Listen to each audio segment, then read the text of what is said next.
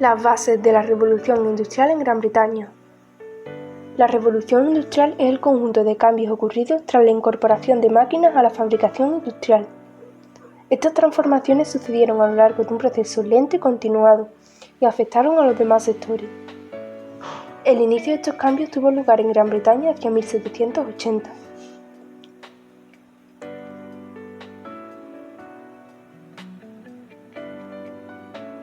Las actividades agrarias experimentaron importantes transformaciones conocidas como Revolución Agraria, en las que Gran Bretaña fue pionera.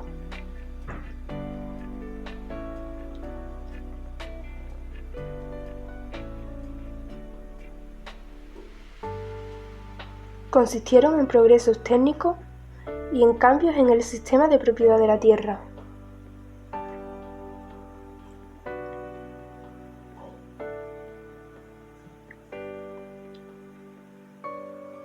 El sistema de cultivo basado en la rotación trienal fue sustituido por el sistema Norfolk, de rotación continua, que incluía forrajes para el ganado. Con ello se incrementó la ganadería, que aportó más estiércol para fertilizar la tierra, leche y carne. Otras mejoras agrarias fueron la difusión de cultivos como el maíz y la patata, el empleo de máquinas sembradoras y cosechadoras movidas por caballo, el inicio de la selección de semillas y de razas ganaderas, y el comienzo del uso de fertilizantes químicos. El antiguo sistema de open field era poco productivo, por eso los grandes propietarios ingleses promovieron las leyes de acercamiento para sustituir las tierras comunales por propiedades privadas que era obligatorio cercar. Con ello, muchos campesinos pobres, sin dinero para hacer la cerca,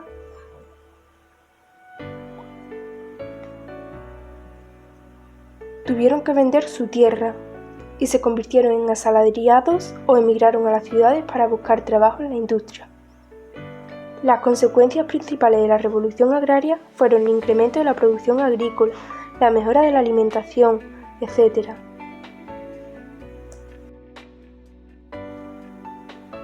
La población de Europa en general y la británica en particular crecieron durante el siglo XVIII y durante la Revolución Industrial por el inicio de la llamada Revolución Demográfica. La causa principal de este crecimiento fue el descenso de la mortalidad. Estuvo motivado inicialmente por la mejora de la alimentación gracias a los progresos agrarios y por la disminución de las grandes epidemias, y más adelante por un cierto progreso en la higiene urbana y en la medicina. La natalidad, en cambio, se mantuvo alta, lo que provocó un elevado crecimiento natural de la población. Como consecuencia de la revolución demográfica, se incrementó la mano de obra disponible para trabajar, creció la demanda de productos, entre otras cosas. Otros factores que influyeron en la revolución industrial fueron la modernización de los transportes y de las vías de comunicación, el crecimiento de los medios financieros y la disponibilidad de fuentes de energía y de materias primas.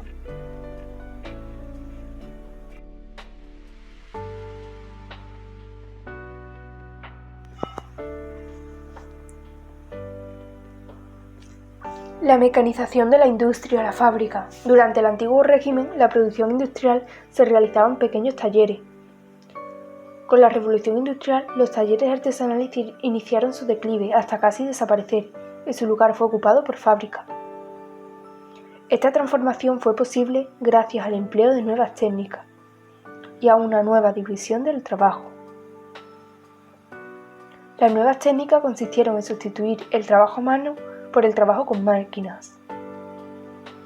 La nueva división del trabajo consistió en separar el proceso de trabajo en diferentes fases o tareas simples y asignar cada tarea a un trabajador. Estas transformaciones permitieron una producción más rápida, abundante y barata, y la sustitución del trabajo cualificado y creativo por el trabajo no cualificado y rutinario. Las primeras industrias que aplicaron maquinaria para fabricar productos en serie de forma masiva fueron las industrias textil y siderúrgica.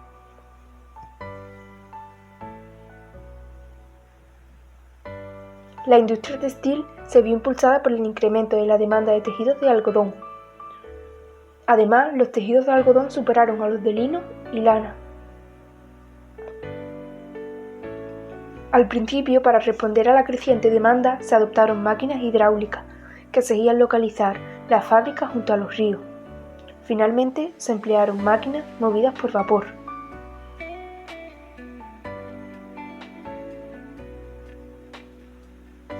Como el telar mecánico y la primera máquina de hilar automática, conocida como selfactina.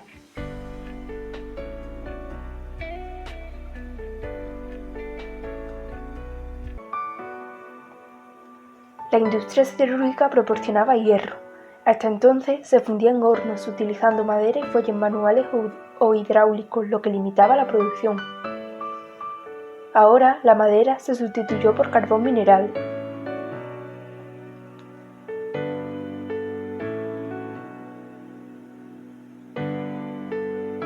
Después, Henry Cort mejoró el trabajo del hierro con la invención de técnicas para hacerlo más resistente y para moldearlo mejor.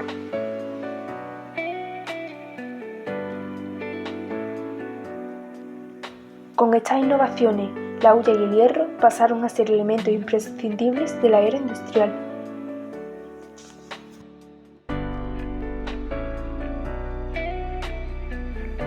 La difusión de la industrialización. Desde Gran Bretaña, la revolución industrial se difundió a otros países. El ritmo fue diferente en función de diversos factores: existencia de recursos, disponibilidad de capital, crecimiento demográfico, demanda de productos, situación política, etc.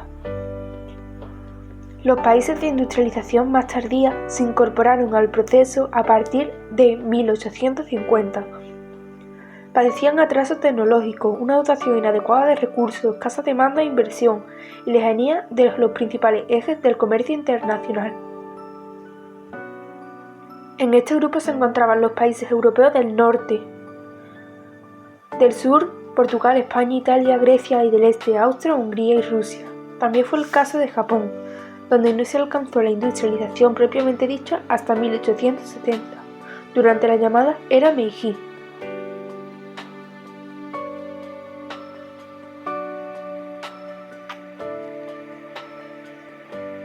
Anteriormente, los países que primero adoptaron la industrialización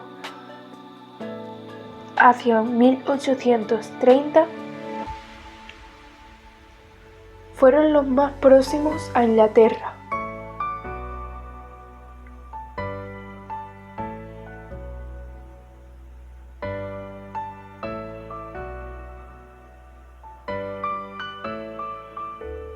Francia, Bélgica, Suiza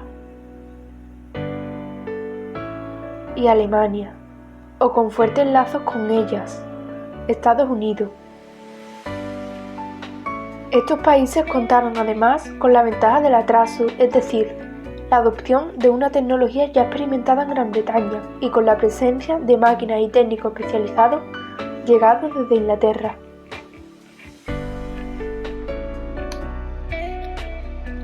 Las consecuencias económicas de la Revolución Industrial.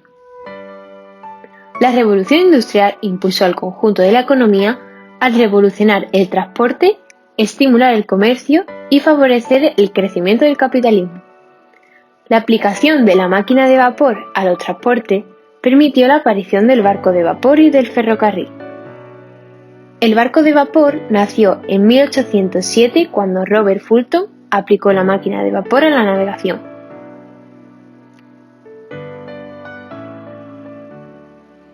El ferrocarril surgió cuando se inventó la locomotora, una máquina de vapor móvil capaz de arrastrar vagones por raíles de hierro. Los primeros ferrocarriles circularon por Gran Bretaña, transportando mercancías entre las minas y los puertos en trayectos muy cortos y llanos. El nuevo transporte no se impuso hasta que George Stephenson diseñó la Rocket en 1829.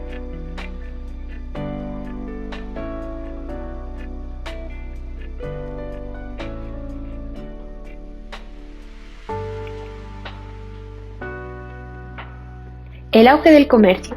El comercio interior y exterior se vio favorecido por el aumento de la demanda y de la producción. y por los nuevos medios de transporte.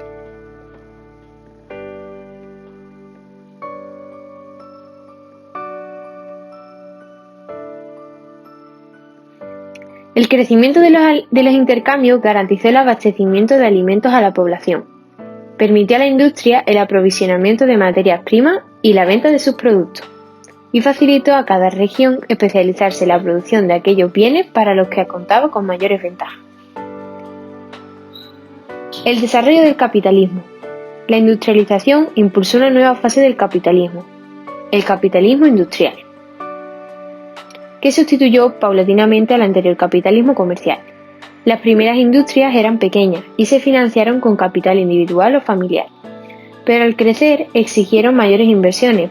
Para obtenerlas se impulsaron las sociedades en comandita, en las que unos socios aportaban el capital y otros lo administraban, y las sociedades anónimas, cuyo capital se dividía en pequeñas participaciones llamadas acciones. El aumento del número de estas compañías dio lugar a la creación de bolsas y de bancos. La generalización de estos establecimientos durante el primer tercio del siglo XIX originó el llamado capitalismo financiero, basado en la obtención de ganancias a través de la compraventa de acciones, productos financieros y valores. Desde la Revolución Industrial, la mayor o menor importancia de los países empezó a medirse por su potencia industrial, en lugar de por su extensión o por capacidad militar. La industrialización provocó así la división del mundo en países industrializados y países no industrializados. Las consecuencias sociales de la Revolución Industrial. Las revoluciones políticas y la Revolución Industrial impusieron una nueva sociedad de clases, donde las diferencias sociales se basaban en el mérito personal medido por la riqueza. En ella, la clase dominante incluía a la burguesía, grupo social que accedió al poder político, se enriqueció con sus actividades económicas, formó parte de la élite cultural gracias a sus estudios medios y universitarios, e impuso su ideología basada en la valoración del trabajo, el éxito personal, la familia y la forma refinada. Existen dos grupos, la gran burguesía y la pequeña burguesía. La gran burguesía comercial e industrial se situaba en la cúspide de este grupo social. Su riqueza procedía de las manufacturas, de los negocios y de las explotaciones agrarias, y la pequeña burguesía o clase media estaba formada por pequeños comerciantes e industriales, funcionarios y miembros de las profesiones liberales, como médicos y abogados. En las ciudades europeas, la burguesía ocupó en general el centro de la ciudad o se asentó en barrios residenciales alejados de las fábricas y dotados de buenas infraestructuras. Y la clase dominada al proletariado, que estaba compuesta por las obreras y los obreros de la industria, y por el campesinado emigrado a las ciudades o antiguos artesanos arruinados por la mecanización industrial. Era una mano de obra barata, sin apenas cualificación profesional y fácil de despedir, que tuvo que soportar condiciones de trabajo muy duras.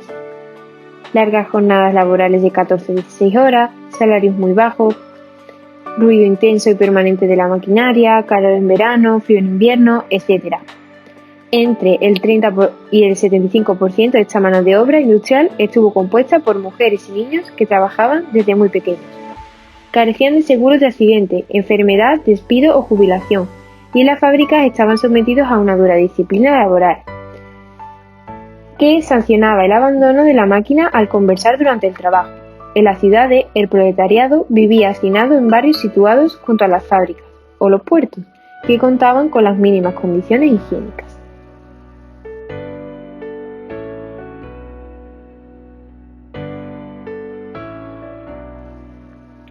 El movimiento obrero, de la protesta al sindicalismo. La miseria del proletariado, su marginación política y la falta de legislación laboral originaron el movimiento obrero. Este comprende las organizaciones del proletariado, que lucharon por mejorar su situación económica y política y sus actuaciones colectivas.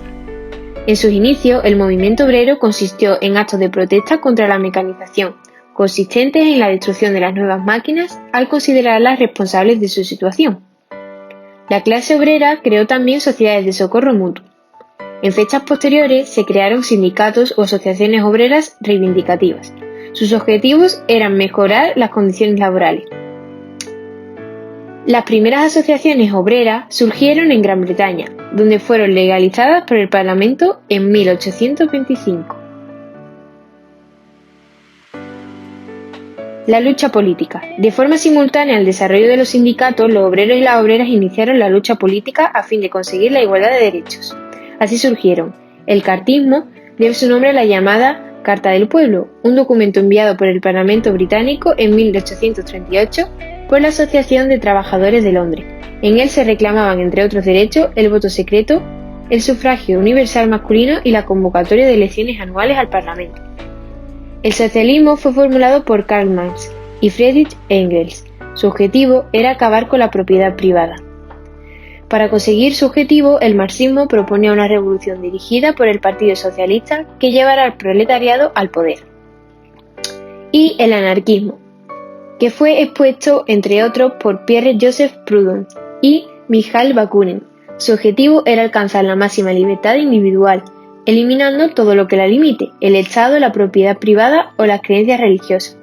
Para conseguirlo, Bakunin proponía una revolución espontánea protagonizada por el campesinado y el proletariado. En 1864, el deseo de luchar contra el capitalismo a nivel internacional llevó a fundar en Londres la Asociación Internacional de Trabajadores, o Primera Internacional. En ella se integraron los sindicatos de varios países, los socialistas y los anarquistas. Sin embargo, las disputas internas entre marxistas y anarquistas llevaron a su disolución en 1876.